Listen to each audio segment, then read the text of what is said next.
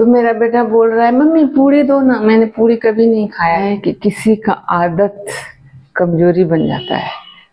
अगर आपके आसपास टोला मोहल्ला में कोई आपका दुश्मन है तो आप उसको आसानी से उससे निपट लेंगे, लेकिन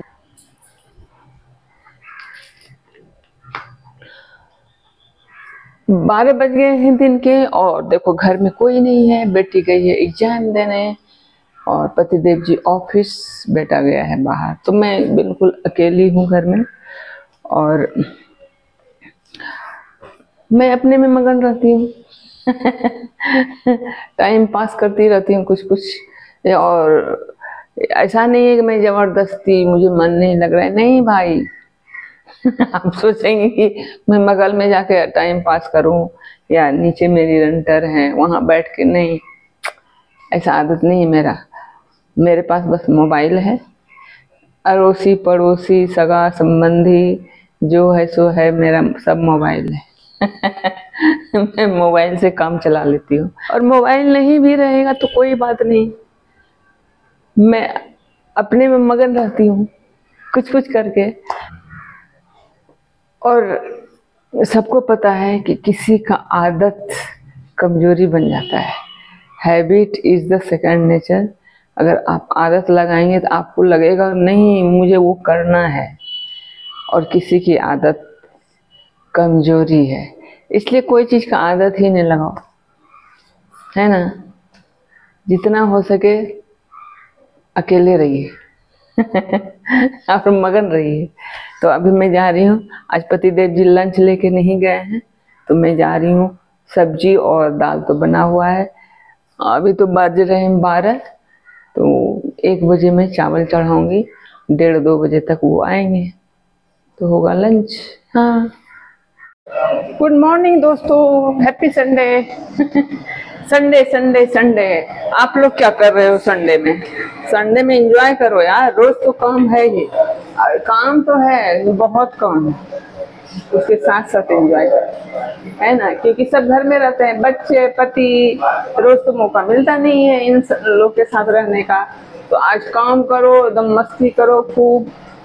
और आज मेरा क्या पक रहा है ये देखो, ये मैं बना रही हूँ राजमा। आप लोगों को तो पता ही है, एक बच्चों के पसंद का और एक पति के पसंद का। ये पति का पसंद है। ये भून रही हूँ, इसमें रस डालूंगी, रस वाले भिंडी, और ये राजमा और चावल हम लोग खाएंगे। वो राजमा नहीं खाते हैं, बस खत्म। आज का मेनू खत्म, आज दाल वाल नहीं बनाना है, बस चावल बनाना है। आप लोग भी तो आज स्पेशल कुछ बनाते ही होंगे। दोस्तों, आजकल की घटनाओं को देखकर लगता है कि कभी भी कुछ भी हो सकता है, इसलिए हर पल यहाँ जी भर जियो, जो है समा कुछ हो न हो। जैसे भी है, जहाँ भी है, जितना भी है, उसी में खुश रहिए, यही जिंदगी है। आप वेट करेंगे अरे मैं अमीर बनूंगा और ये मैं ये लूंगा, घर लूंगा, गाड़ी लूंगा, तब इंजॉय करूंगा, नहीं। जो है उतने में खुश रहिए, जिंदगी का कोई भरोसा नहीं। और बहुत लोग यहाँ नफरत फैलाने पे लगे हुए रहते हैं, इससे उसको लड़ा दिया, उससे उसको लड़ा दिया, और बैठ के मजा लेते हैं। अरे मजा नहीं, तुम जिंदगी भर यही करते रहोगे। ऐसे लोग कभी आगे नहीं बढ़ते हैं, प्रोग्रेस कर ही नहीं पाते हैं। हाँ, ये लिख के ले लो। गुड मॉर्निंग दोस्तों, आज है 29 अप्रैल, ट्यूसडे, और स्वागत है आप लोगों का मेरे ब्लॉग में। और ये जो मेरा चिमनी है ना, बहुत आवाज़ करता है, इसको मैं बंद कर देती हूँ तब मैं बोलूँगी। यस, तो ये आवाज़ आने नहीं देता है।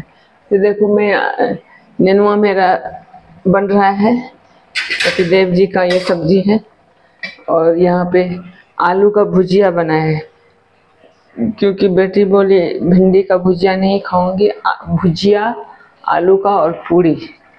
तो पूरी भी मैंने बना लिया है। और मौसम देखो, ये तो लग ही नहीं रहा है गर्मी है कि ठंड है कि बरसात है। मतलब यार, किसी के मूड का पता नहीं चल रहा है, ना मौसम का, ना आदमी का, ना जानवर का। ये कैसा समय आ गया, आई डोंट नो। कोई कुछ भी कर रहा है, मौसम भी कुछ भी कर रहा है। अभी इतनी ठंड लग रही है, देखो मैंने बालकनी का दरवाजा बंद कर दिया है, हवा आ रही थी, ठंड लग रही थी। और 5 दिन पहले गर्मी हो रही थी, एसी चल रहा था। सोचो क्या हो रहा है, ये क्या बताऊं, कुछ भी हो रहा है। ये देखो मेरा पूड़ी भी बन गया है, और अब मैं बनाऊंगी रोटी। पतिदेव जी पूड़ी नहीं खाएंगे, तो इस पूड़ी, जब भी मैं पूड़ी बनाती हूँ ना, मुझे एक कहानी याद आ जाता है। जब मेरा बेटा एलकेजी में था, तो स्कूल जाता था, तो बच्चे तो रोटी खाते नहीं हैं, पूड़ी सब्जी देती थी, सब्जी बदल बदल के, तब भी नहीं खाता था, लेकिन पूड़ी देती थी। तो एक संडे के दिन कोई गेस्ट आया मेरे घर, तो मैंने सब्जी उब्जी बनाया, फिर पूड़ी छान रही थी। तो मेरा बेटा आता है उधर से, छुट्टू सु, एलकेजी में था, तो होगा 2.5-3 साल का। तो मेरा बेटा बोल रहा है, मम्मी पूड़ी दो ना। मैंने पूड़ी कभी नहीं खाया, जबकि रोज लंच में पूड़ी ले जाता था। मैंने कहा, हो पूड़ी नहीं खाया? नहीं। मुझे तो इतनी हंसी आने लगी। मैंने उनको बताया जो आए थे कि रोज लंच में ले जाता है। तो बच्चे ऐसे ही होते हैं, जो मन में आया बोल दिया। इसलिए जब भी मैं पूड़ी बनाती हूँ ना, वो मुझे याद आ जाता है बचपन का। अभी मैं अपना ब्लॉग यहीं पे स्थगित करती हूँ, क्योंकि मुझे लेट हो रहा है। पतिदेव जी का टाइम हो रहा है, 8:30 बज गया। अब बस रोटी बनाना है। ठीक है, ओके बाय। देखो भैया, मैं कोई नेता नहीं हूँ, या कोई मैं बहुत बड़े पद पे नहीं हूँ कि मेरी बात सुनी जाएगी। लेकिन मतलब जो देश में गलत होता है ना, गलत मैं बोलती हूँ। कोई सुने ना सुने, मैं बोलती हूँ। तो देखो आजकल ये जो अभी हवा चल रहा है, सभी लोग खौफ में हैं, डर में हैं, गुस्से में हैं। पूरा हमारा देश गुस्सा में है। तो मैं इसके लिए एक बात कहना चाहती हूँ कि घर का भेदी लंका ढाए, ये कहावत तो आपने सुनी होगी। अगर आपके आसपास टोला मोहल्ला में कोई आपका दुश्मन है, तो आप उसको आसानी से उससे निपट लेंगे।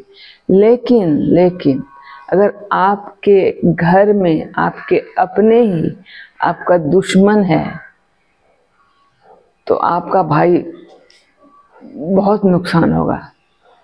आपका भेद भी वो लेगा, आपका खाएगा भी, और वो आपको नुकसान पहुंचाएगा।